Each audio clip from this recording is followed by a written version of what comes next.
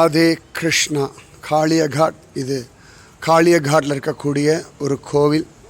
கீழே பகவான் ஜோரா காளிய நர்த்தனம் ஆடுற மாதிரியான சிற்பங்கள். கீழே காளிய பத்னிகள்லாம் பகவானிடத்தில் சரணாகதி பண்ணுறா. தூரத்தில் அத்தியாச்சரியமான கதம்ப விரக்ஷம், 5000 வருஷமாக இருக்கக்கூடிய கதம்ப விரக்ஷம்.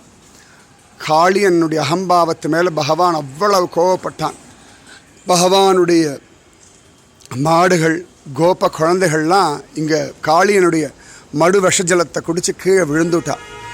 பகவான் தன்னுடைய கிருப்பையினாலேயே அவர்களை திருப்பியும் எழுப்பி விட்டுவிட்டான். ஸோ இந்த இடத்துக்கு வந்தோம்னாலே நமக்கு ஒரு புனர்ஜென்மா, பழைய ஜென்மா கிடையாது, இன்னிலேருந்து புது ஜென்மா தான். காளியன் மேலே பகவான் நர்த்தனம் ஆடின இடம் இதுதான். இந்த காளிய காட்டில் தான் காளியனுடைய பத்னிகள் சரணாகதி பண்ணா. பகவானுடைய 100 தலையிலையும் ஆட்டம் ஆடி தன்னுடைய பாத இலச்சினை வைத்தார். அப்படியே பாதத்தினுடைய அடையாளம் வச்சார். காளியனும் சரணாகதி பண்ண, கண்ணன் இனிமேல் யாரையும் கஷ்டப்படுத்தப்படாது, யாருனாலையும் உனக்கு தொந்தரவு வராது, ஏன்னா என்னுடைய திருவடி உன் தலை மேலே இருக்குன்னு சொன்ன. அதுக்கப்புறமா தான் அந்த பாம்பு மேலெல்லாம், நல்ல பாம்பு மேலே ஒரு பாதமாக இருக்கும் இல்லையா, பகவான் காளிய நர்த்தனம் ஆடின பிறகுதான் அப்படி உண்டாயிற்று. அப்படிப்பட்டதான ஒரு காளியகாட்.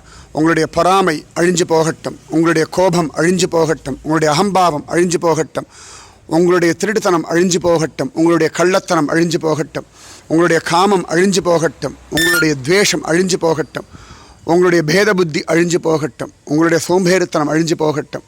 உங்களிடத்தில் பக்தி, ஞான, வைராக்கியம், ஸ்ரத்தை பரிபூரணமாக எல்லாம் சித்திக்கட்டும். இங்கே ரிஷிகள் ஞானிகள்லாம் குரங்குகளாகவும் கிளிகளாகவும் அணிகளாகவும் தபல்ஸ் பண்ணின்னு இருக்கா.